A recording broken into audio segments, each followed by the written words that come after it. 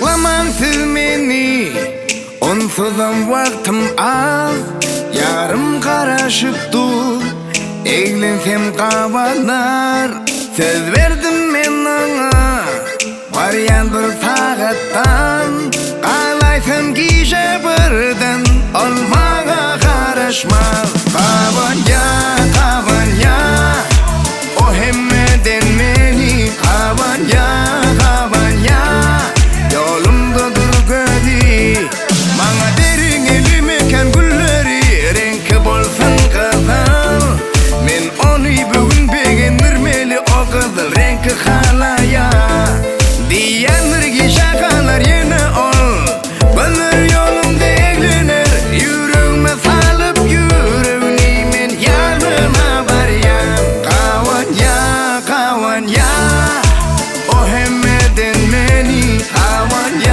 Gabanyar, yolumda dur gödi. Gabanyar, dağlar yüreğine kine. Menin balası hemen yekecesi, o da menin yekeceğim.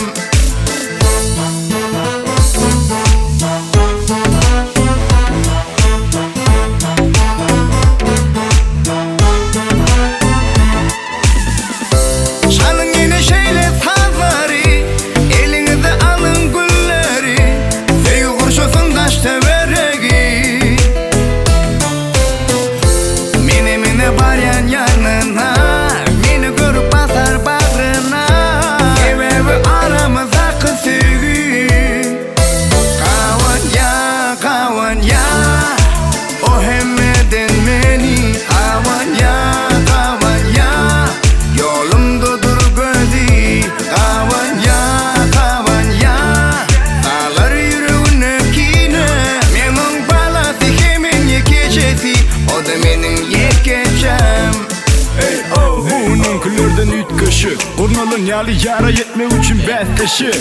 Ellerini tutamadım, görey demin bolşunu. Onu tanım olşunu, yüzün mukum olşunu.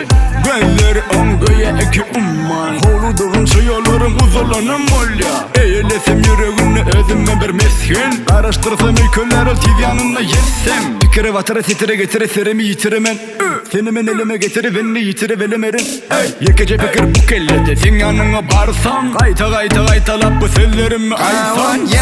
Gabanyar, o hemmeden meni.